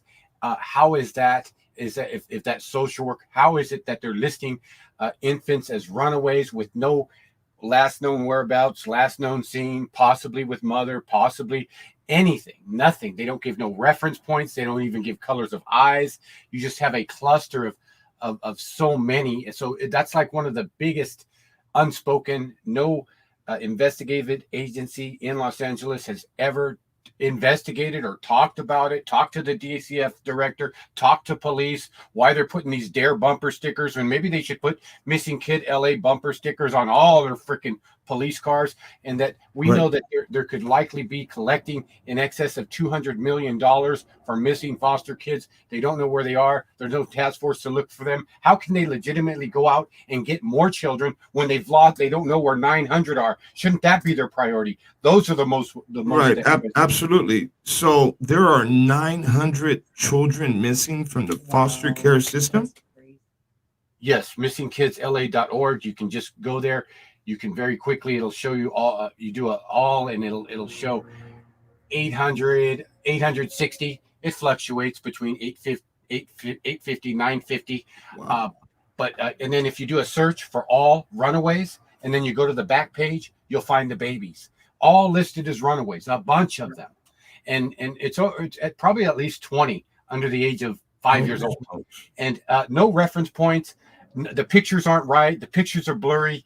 This is a corrupt organization, top to bottom. Let's understand that. Let's understand that these courts are not legitimate, that abuse and neglect is a crime, and that they don't go there to try to help your family. They won't pay your light bill. They won't bring you food. They're looking for reasons to pull kids. And it is a numbers game. AFSA supports that. The judges know that. You have no constitutional rights. When you take a child without a criminal act, you're committing a treasonous war crime, period. Absolutely. And they're working with law enforcement. It's a corrupt, the law enforcement has a duty to, when they see violations of the Constitution, to step in. They're not doing that. It's very systematically organized. Everybody's turning the other cheek. Culture of fear. He wrote the book. It's a DCFS. He says these social workers, it's all ruled on drama, sensationalism, what they can get away with, gossip. They're ghost writing petitions. You don't know who's writing it. It could be the county council. It could be a higher up supervisor. You don't know who's writing these documents. They give them to the social worker. Social worker has to turn them in, and they have no connection. It's all about keeping them in the system. It's the largest one in the U.S. 35,000 kids. So just focusing on that, that's one thing that needs to be investigated. If you guys could do that, help with that. Talk about the babies in there. Talk about Legend Young, 3 weeks old, runaway, how they're not looking for them, how the police is complicit. And then the only other thing I had to say was about Nicole Jackson, Florida. We have a leaked video on YouTube. She appears 10 years old. Somebody leaked the video. We known she was in foster care from 7, but she appears 10 years old, pregnant. That's what the crowd is saying. That's what all the women are saying. They can spot 10 years old and pregnant? Yes, a 10-year-old foster child, Nicole Jackson. We've covered it all. I put the BitChute links in there. We have the videos. Somebody leaked videos of her at 10 years old saying on YouTube, saying she's a nice child. She's the GTA foster, want to kill all the cops with the AK-47 and a pump shotgun. You know, she's an automatic GTA, want to mow them down in Florida. It's a sensationalized case. It's a sensationalized case. She's the Britney Spears of everything that CPS and the cops are involved in, that they're complicit. They are sex trafficking children. We could have, it's enough with the baby bump. It's enough to get an investigation to was she pregnant and was she in foster care? And the likelihood is high. So somebody leaked those videos, and she shows signs of pregnancy. And then you have all these she within the last 6 months of this year, she wants to light fires. She wants to kill cops. She's tried to overdose on Risperdal. But just the total demonization of a child in 6 months. Why? Why is it happening to her? Who leaves 3 guns out for anyone to come over and find them immediately with 200 rounds of ammo? Who claims that she's shot 3 times and she's not appearing to have been shot 3 times? This is Volusia, Florida, Brevard. This is like the epicenter of Epstein empire, the whole ideology, all these high-ranking officials. It runs so deep that the way the body cam dates on 2 officers don't match the date it happened. Why is that? To me, it's because the body cam dates don't match because those cams that they were using to do this video, oh, they're shooting, don't make me do this. They're not on the grid. They're not on their grid. They're not on. Those cameras are all put in slots on a grid when you get back to the shop, and the dates and times are all accurate. Wow. They're very sophisticated. If you could help us free Nicole, she's suffering in there. Her life's in danger. Those cops have came down on her so hard. They're putting her in an adult jail facility where two inmates died within 4 days for not very serious offenses. You can't trust them. You can't trust the cops. It's horrific what they're doing to this girl, 14, charging her as an adult, putting her in the adult prison. She's a mental patient, diagnosed schizophrenic, on Risperdal, and you're going to tell me she's standing trial and being put in an adult facility? Shouldn't she be under a doctor's care? That's insane, right? Yep. I don't know. Anything Wow. you can do for those cases. And 900 missing. Let's stop the train. They could be collecting $200 million on missing kids. We know that they're just like putting them in slots in this missing kids LA database. They're not looking for them. No task force. No news organization has ever investigated. What the hell? How could you have all these babies, infants, toddlers in here, even young children, and notes, very minute information, if at all, and they're not in the National Center for Missing and Exploited. Most of them, probably 95+%, are not in National Center Missing and Exploited. What's really going on? Stop the train. All we want is a Constitution to be respected, due process. Don't tell me that they're courts. These are not courts. They work outside of the law. They work outside of the Constitution. Yes, they do. Abuse and neglect, a criminal act, needs to be in a criminal court. Let the police do their job. And that's what Nancy Schaefer said. What the hell? The only reason they're there, they're not going to bring you food if you're needy. They're not going to pay $100 for an electrician to fix an outlet. No, they're writing stuff down to build a case, and that the whole system's run on gossip, culture of fear. That's the book, DCFS. We are the largest in the United States. 35,000 claimed children in foster care, and just stop the train. Somebody, because Nicole's in serious danger with the baby bump, and we feel if we don't leave a trail, if we don't make noise, somewhere it needs to stop. She won't have no protections, right? If nobody's blowing the whistle about what the evidence we're finding, the videos that are being released and leaked, somebody leaked them, and she has a big bump. We put it in the BitChute. We got a bunch of videos there, but we're just trying to ring the siren of where does it stop? Right. to the shooting. She's a life sentence, charged as an adult, 14 and the attorney, the district attorney prosecutor said, it don't matter about the evidence. We got to do what's right in this case. It don't matter about evidence. It's what they want to do, what they feels right.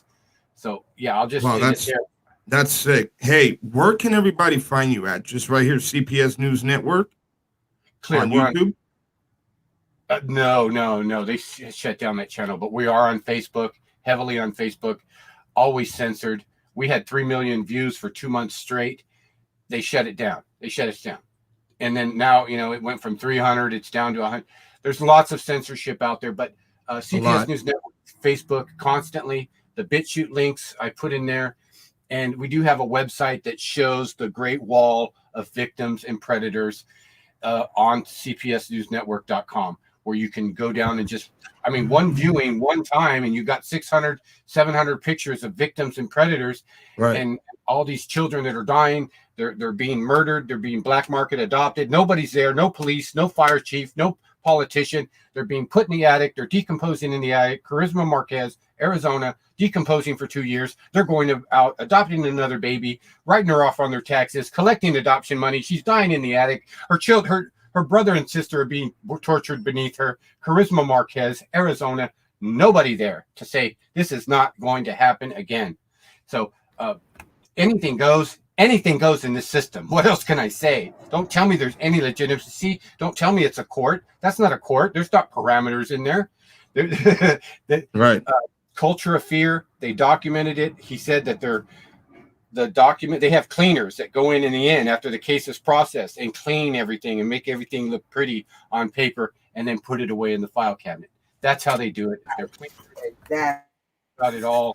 You don't know who's ghostwriters. You don't know who's fabricating. And can I speak to this one, CPS News? Because, like I said, I work alongside these agencies, so I know what goes on, right? CPS was designed to, assist children that needed the assistance. However, they've gone outside of that boundary, right? Their practices are outside of that.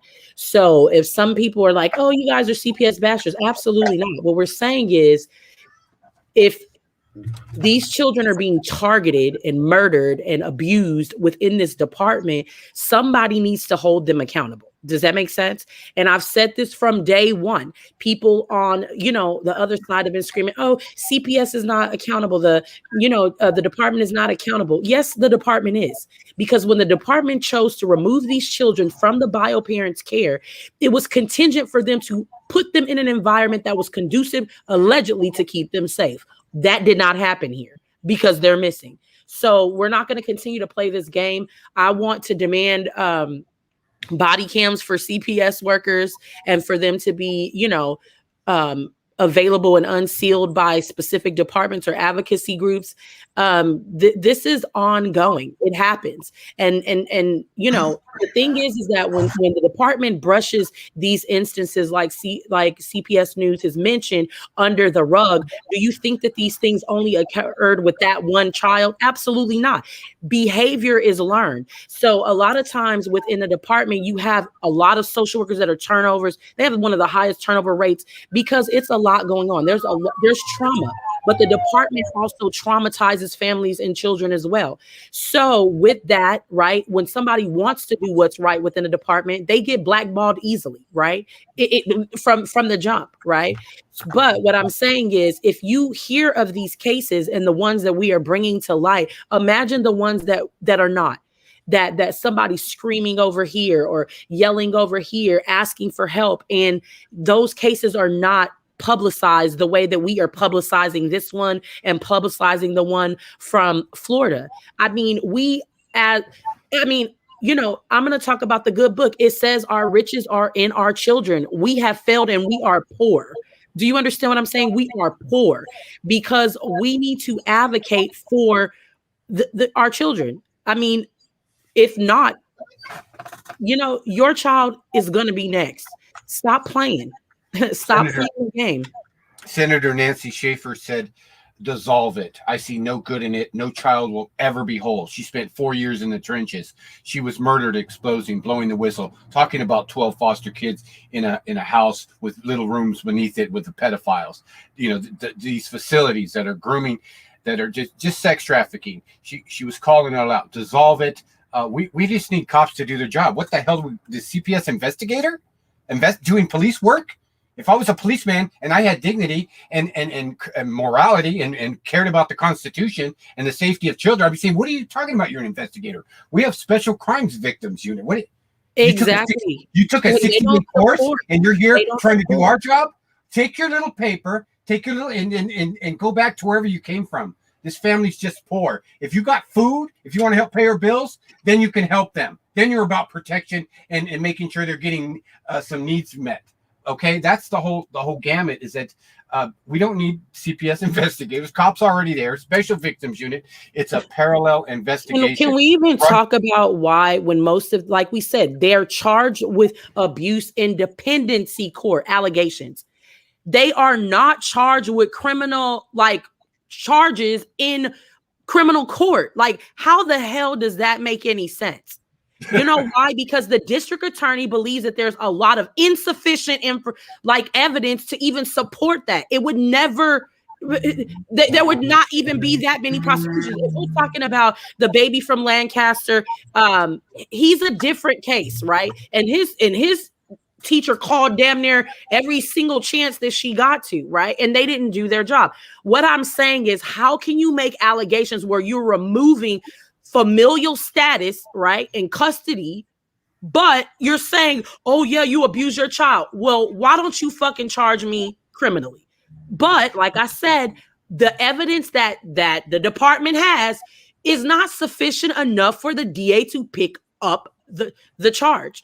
It's not actually evidence. It's just narratives. Well, that's what I mean. It's not going to scripts. Yeah, exactly. It's not going to. It will not support a charge. Hell, of course it wouldn't. No. Of course it wouldn't. It wouldn't. In again, 97% are taken. Probably about 85% claims of neglect. It's just very vague. You have to. The child has to be in supposed extreme danger of life, limb, or death to take a kid, and they're taking him for 85% neglect. Is that really that life-threatening? But just whatever. The whole thing's rigged, top to bottom. Everyone's involved. The people that constructed it are the most powerful people in the world. It is an international agenda. They do the same tactics in major countries, Canada, Australia, the UK. They're doing all the same tactics the way they do it.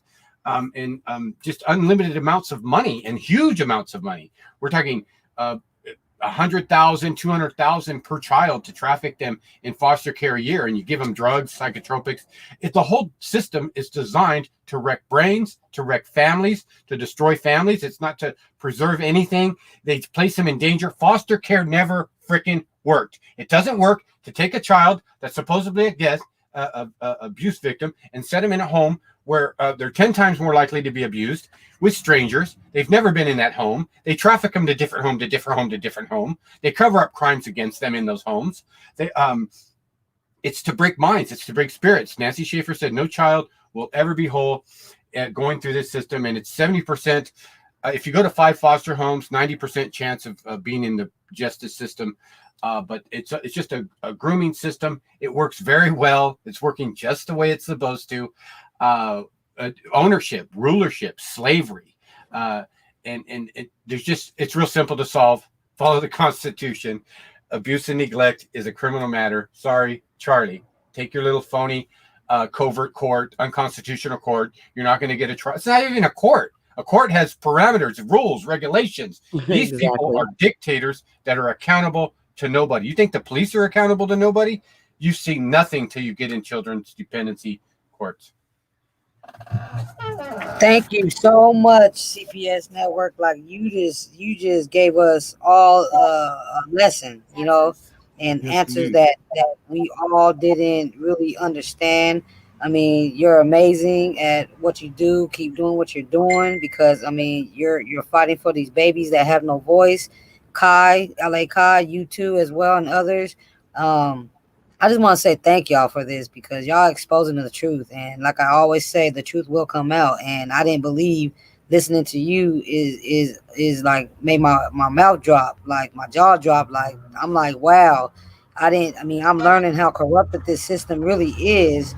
But just to hear what I'm hearing today, I mean, people thought we was crazy when we was, pointing fingers, but I mean, it's really, really deep. And I always say that this is deeper than what we know and what we think. So thank you again for coming on here and explaining to us about, just what's going on behind closed doors. Because can I ask the community to also be accountable? Right? If you see parents that are struggling, if you see children, I mean, it takes nothing for you to have a dialogue, right? For you to provide resources to raise a child, for you to, make a care basket, for you to give a jacket when it's cold. Like we need to hold ourselves accountable, because we are not operating as villages. We're operating as soul units, right?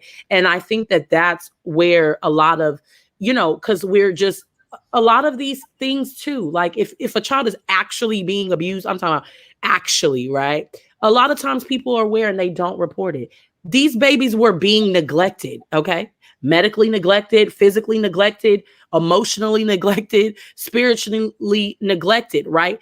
And if you want to tell me that Wanda West and these Marias and these neighbors, they were well aware of it, and Jamal's through a phone, through FaceTime, but they did nothing about it. They put their head down and kept on moving.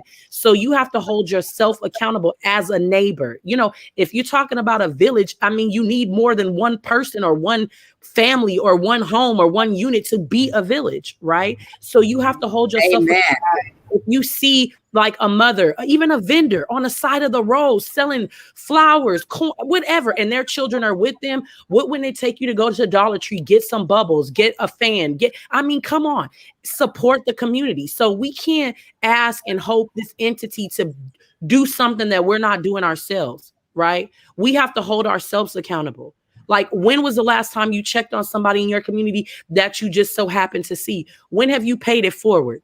Even the parents that are in the grocery lines and their kid is like, oh, I want a pack of gum. Oh, I want these bubbles. And their parents don't have it. And you see, what's wrong with you giving $1 backwards? Or you saying, okay, let me pay for them. Like, little things. People are struggling. This is a spiritual and emotional warfare. I don't think that people understand that. It's a warfare. So in order for us to hold people accountable, we have to also hold ourselves accountable. So make sure you pay it forward to the children in your community and support their families. Even if their families may not look like they want the support, care for the support, aren't there, please do your part. Absolutely. Well said. All right. So we're about to wrap this up. Do you guys have anything else to say before we end this live stream? I do want to say something, Steve, real quick. The only reason why I mentioned the conflict of interest as well as behind this officer is because let's fast forward to this year now. The kid's been missing. They took over the case. They wanted to question us. So when my cousin went down there and got questioned, he didn't talk about just the boys. He mentioned a whole nother case, a gang, a case. And this is why I'm like, dang, was he involved in gang units or something? Because what he asked my cousin about a whole nother case that has nothing to do with him. They already got the suspect in jail. Like, the case already been solved and all that. You know what I mean? They're going through their own thing. So for him to ask my cousin about that, and my cousin was like, what does he have to do with my boys? Now my cousin questioning him, what does he have to do with my boys? And then he was like, oh no, this guy got murdered in last year. So that's why we dug deep in this paperwork and found what we found, and now it's time to put the pieces to the puzzle together and get this officer off this, at least off the lead investigation. You know what I mean? And can you explain why? Because he collected or was there when they served the warrant at the Aspen home in Cal City. I mean, any conviction can be overturned with this misconduct, right? These are unethical practices. Like, how is this possible? So if we're looking for a conviction, guess what? We can sure in the hell be let down, because from the day that he stepped foot into that Aspen home, anything that was collected, any interviews, I mean, all of the shit is at risk of being thrown out. Or going to be thrown out if they have a smart or decent attorney. Then you have to double back to the department. I'm talking about Bakersfield PD. If this man is deemed unethical, which he is, and not a credible witness or an officer of the law, any case that he had prior to this is questionable and then can be brought back to the table because he's not a credible witness that he testified or any arrest. So we already know that this is a counter. This is a cover-up in a cover-up in a cover-up. I mean, that's what it is. Yes, Kai. Yes. And that's why I love the way that Kai explains things, because she's very intelligent. And I mean, I just put it out there, but she's the one who knows how to talk. You know what I mean? So thank you for covering that, Kai. I have just one thing to say. Foster parents, get out of the business. If you want to help kids, support families being together. It's too dangerous. It never worked right. We got a trail of death, trail of sex trafficking, we got children that never be seen again. We got adopters adopting kids, killing them at one house, moving to another, killing them at another house, in dungeons, in the basement, starvations. We've been on this for 7 years, but just to get them out of the gig, because they're not helping children. They're part of a revolving door. And also that get the foster parents. I'm losing my thought here, but had a great morning. Thank you for letting me on. Of course. Yeah, we're founders of the Foster War, #Foster War. Go to cpsnewsnetwork.com. One page, one time. Why is this happening? Who's ignoring? Oh, about foster care. that the better thing to do is put them all in one place in resorts, facilities where they make family with other people that are there, other friends that are there. They're all supervised. It's a very structured, the most secure, nurturing environment a child could ever get. Not strangers' homes that took a 60-day course to take a child in for money. We know some want to help, but it's just not a place for an abused child. They need to be nurtured and given good food and get them off the psychotropics. Stop the psychotropic drugging of children down to age 4. I'm out. Yeah, I appreciate it, man. Thank you for joining. Copy. Yep. Pleasure. That is extremely sad. 900 missing foster children in Los Angeles. Wow. Hey, you still there? CPS News? Pleasure. Take down, if you can, take down this number and give me a call later on today if you can. Clear. 661-299-7521. I'm sorry. I've got to unlock my phone here. Yeah. I'll just type it on my screen here. 661-299-7521. 299-7521. Yep. Over now. Pleasure. Yep. Likewise. All right, guys. So we are about to close out. Ro, thank you for being here. LA Kai, thank you for being here. Most of all, thank you, Miss Christina, for being here as well. Thank you for having me. Thank you, Steve, for having this live, man, because I can honestly say, like, me and my siblings and some of my family and people around has been searching for the boys and stuff.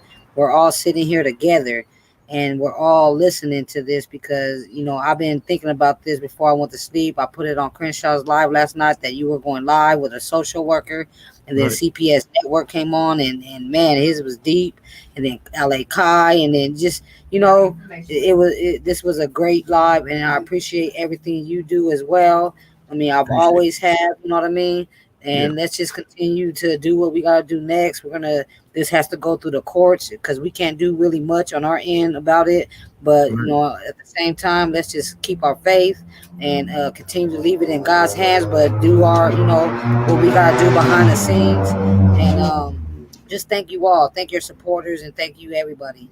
Yeah, and I want to thank you, AV. Oh my God, Steve, listen, like, do you understand, like, what the job, that the higher power gave to you? Because the dialogue has to continue. I want to, send you love and light and blessings and thank you for, bringing us together, because we all have to come to the table. I mean, like, honestly, we all must come to the table, and you supplied that table for us to come, right? To speak love and light into these babies, and to speak love and light into these organizations, to do the right thing by these babies, right? I want to thank you. Like I said, I'll send you blessings, and thank you just for having us here. The people in the chats, everybody may not agree with what we're doing, but we know that we're doing the Lord's will. Does that make sense? It may not be how people want us to move or things like that, but it's a greater entity that we're coming up against. So I ask the people in the chats to, continue to pray for the babies, continue to pray for Steve and Ro and myself and everybody on the East Coast that supports this Cole Crenshaw. Like, continue to speak love and light into us, because this is, like I said, a spiritual warfare. It's not easy. It's draining, right? So it's so hard, especially because we know right from wrong, right? We have eyes and we can see, we have ears and we can hear. We're not allowing them to pull the wool over our eyes. That's not what's going to happen here. So I'm asking you to continue to stay supportive and show up on the lives. We need you. Like, we wouldn't even be here if you guys were not listening, right? And you guys were not having these same emotional things that we struggle with. Like I said, this is not an easy task. And I thank you guys for being here. And I mean, everybody that's in the chat has to sit at the table. I mean, this is the only way that we're going to get this done. That every single one of you that's typing and clicking and liking, you guys have to sit at the table, because we can't do this alone. Yes. That's right. Okay, anything else? I appreciate that, LA Kai, and all glory goes to God all the time, because without him, none of this would be possible. So yeah, we are going to end it now. I do want to say thank you guys, each and every last one of you guys, for being here on the live stream, for all your continuous love and support. We actually went a little over on our time, but that's okay. Usually I do a call in and have people call in. We weren't able to do that today, but we had a very good live stream today. For each person that sat here and did a super sticker, I seen it. I thank you now. I just didn't want to interrupt the chat. Thank you guys for doing that. You guys are all truly appreciated. With that said, this is AV Watchmen. AV United we stand, and I will see you guys very soon.